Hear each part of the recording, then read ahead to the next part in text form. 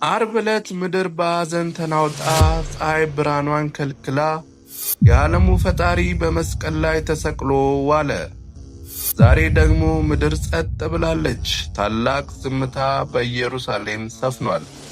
ጌታችን በሥጋው በአዲስ መቃብር አርፏል። ነገር ግን ይህ ዝምታ የሞትና የመሸነፍ ዝምታ አይደለም። ይህ ዝምታ ማዕበል ከማስነሳቱ በፊት እንደሚያደርገው የባህር መረጋጋት ታላቅ የድል አዋጅ ከመነገሩ በፊት ያለ የትንፋሽ መሰብሰቢያ ሰዓት ነው።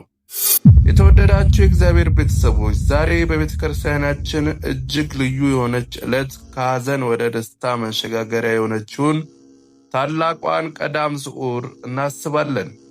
በዚህች ዕለት ለምን የተሻረችው ቀዳሜ እንላለን። ጠዋትም ቤተ ክርስቲያን ሄደን ካህናቱ የሚያድሉን ለምለም ቄጠማ በራሳችን ላይ ስለምን እናስራለን? ይህንን እጅግ ጥልቅና ውብ የሆነ ምስጢር አብራችሁኝ ተካፈሉ። በስመ አብ ወወልድ ወመንፈስ ቅዱስ አሐዱ አምላክ አሜን። ቀዳም ስዑር የሚለው ቃል የመጣው ከግዕዙ ሻረ፣ መሻር፣ መተው፣ ሕግን መቀየር ከሚለው ግስ ነው። ትርጉሙም የተሻረችው ቀዳሜ ማለት ነው። ይህች ዕለት ለምን የተሻረች ተባለች? በብሉይ ኪዳን ሥርዓትና በእግዚአብሔር ሕግ የቅዳሜ የሰንበት ዕለት የተለየች የእረፍት ቀን ነበረች። አይሁድም በቅዳሜ ቀን አንዳችም ሥራ አይሰሩም፣ ከምግብም አይጾሙም። ቅዳሜ የደስታና የበዓላቸው ቀን ናትና።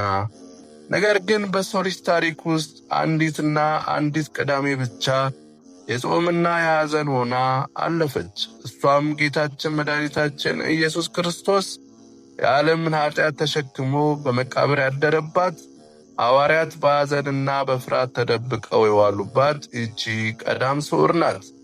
የቅዳሜ የደስታና ያለመጾም ሕጓ ስለ ጌታችን ሕማማት ሲባል በዚህች ዕለት ተሻረ። ስለዚህም ስዑር የተሻረችው ተባለች። በሌላ ስሟም ለምለም ቅዳሜ ወይም ቅዱስ ቅዳሜ ትባላለች። የሞት መርገም ደርቆ የሕይወትና የትንሣኤ ልምላሜ የሚታይባት የሽግግር ዕለት ስለሆነች ነው።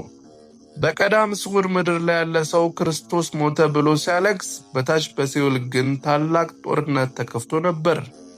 ቤተ ክርስቲያናችን ታላቁን ምስጢር ስትነግረን ክርስቶስ በሥጋው በመቃብር አረፈ፣ በነፍሱ ግን ወደ ሲኦል ወረደ ትለናለች። ለ5500 ዘመናት በሲኦል ጨለማ ውስጥ ታስረው ለነበሩት ነፍሳት፣ ለአዳም፣ ለነቢያት፣ ለጻድቃን ሁሉ የነጻነትን አዋጅን አወጀላቸው። ዲያብሎስ ክርስቶስን እንደ ተራ ሰው ነፍስ ሊያስረው ሲመጣ የክርስቶስ መለኮታዊ ብርሃን የሲኦሉን ማዕዘናት አናወጠው፣ የነሐሱን በሮች ሰበረ፣ የብረት መወርወሪያዎቹን ቀጠቀጠ። አዳምና ልጆቹን ይዞ ወጣ፣ ከጨለማ ወደ ብርሃን፣ ከሞት ወደ ሕይወት መራቸው። ስለዚህ ይህች ዕለት በሰውኛ ስናያት የዝምታ፣ በመንፈሳዊ መነጽር ስናያት ግን የታላቁ የነጻነት ኦፕሬሽን የሲኦል መበዝበዝ ዕለት ናት። በዚህች ዕለት ወደ ቤተ ክርስቲያን ስንሄድ ካህናቱ ገብሬ ሰላም ገብሬ ሰላም እግዚእነ በዕለተ ሰንበት፣ ጌታችን በሰንበት ቀን ሰላምን አደረገ እያሉ እያዜሙ ለምለም አረንጓዴ ቄጤማን ለሁላችንም ያድኑናል። እኛም ይህንን ቄጤማ ወስደን በራሳችን ላይ እናስረዋለን። እስኪ ያስቡት፣ ለምንድን ነው ቄጤማ የምናስረው? አንደኛ፣ የጥፋት ውሃ መጉደል የኖህ መርከብ ምስጢር ነው። በዘፍጥረት መጽሐፍ በኖህ ዘመን እግዚአብሔር ምድርን በጥፋት ውሃ ባጠፋ ጊዜ ኖህ ውሃውን መጉደሉንና መድረቁን ለማወቅ እርግብን ከመርከብ ላከ። እርግቢቱም ወደ እርሱ ስትመለስ በአፏ የለመለመ የዘይት ቅጠል ይዛ መጣች። ዘፍጥረት ምዕራፍ 8 ከቁጥር 11። ኖህም ይህንን አረንጓዴ ቅጠል ሲያይ የእግዚአብሔር ቁጣ ማብቃቱን፣ የሞት ውሃ መጉደሉንና ሰላሙን መውረዱን አወቀ። ዛሬም ካህናቱ ቄጤማውን ሲያድሉን የኃጢአት የሞትና የመርገም ውሃ በክርስቶስ ደም ደረቀ። የእግዚአብሔር የቁጣ ዘመን አለፈ፣ የሰላም የሕይወትና የትንሣኤ ዘመን መጣ ብለው የምሥራች እየነገሩን ነው።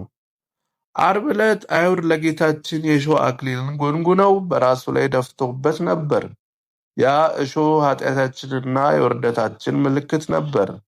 ዛሬ ግን ያ መርገም ተሽሯል። እሾህ በልምላሜ በቄጤማ ተቀይሯል። ቄጤማውን በግንባራችን ስናስር ክርስቶስ በእኛ ቦታ እሾህ ተቀዳጅቶ ለእኛ ግን የሕይወትና የነጻነትና የድል አክሊልን አቀዳጀን ማለታችን ነው። የተወደዳችሁ ወንድም እህቶቼ፣ የቀዳም ሱር ቄጤማ ዝም ብሎ ባህል ወይ ልማድ አይደለም። የነጻነታችን አዋጅ፣ የትንሣኤያችን ዋዜማና ከሞት ወደ ሕይወት መሻገራችን የምንመሰክርበት ሕያው ሰነድ ነው። ዓለም ዛሬም በተለያዩ የጥፋት ውሃዎች፣ በጦርነት በበሽታና በጭንቀት ውስጥ ሆና ልትሰጥም ትችላለች። ነገር ግን የቤተ ክርስቲያናችን ቄጤማ ተስፋን ይዞ ይመጣል። አይዞ፣ ማዕበሉ ያልፋል፣ የሐዘኑ ዓርብ አልፎ የትንሣኤውን እሑድ ይመጣል ብሎ ያበስረናል። ዛሬ ይህንን ለምለም ቄጤማ በራሳችሁ ላይ ስታስሩ እግዚአብሔር በሕይወታችሁ ያለውን የሐዘንና የመከራ ውሃ አድርቆ የልምላሜና የሰላም የጤና ዘመን እንዲያመጣላችሁ ከልብ ጸልዩ። ይህ እጅግ ውብ የሆነ የቤተ ክርስቲያናችን ትርጓሜና ምስጢር ለሌሎች ወንድም እህቶቻችን እንዲደርስ ቪዲዮውን አሁኑኑ ሼር ያድርጉ። እንዲህ ያሉ መንፈሳዊ ትምህርቶች ዘውትር እንዲደርሳችሁ ሰብስክራይብ በማድረግ የደወል ምልክቷን ይጫኑ። እንዲሁም በሀሳብ መስጫ ውስጥ ኮሜንት ላይ እግዚአብሔር ሰላምን አደረገ ብላችሁ ጻፉ። አምላከ ቅዱሳን በሰላም በደስታና በልምላሜ ለብርሃነ ትንሣኤው ያደርሰን። ወስብሐት ለእግዚአብሔር ወለወላዲቱ ድንግል ወለመስቀሉ ክቡር። ይቆየን። አሜን።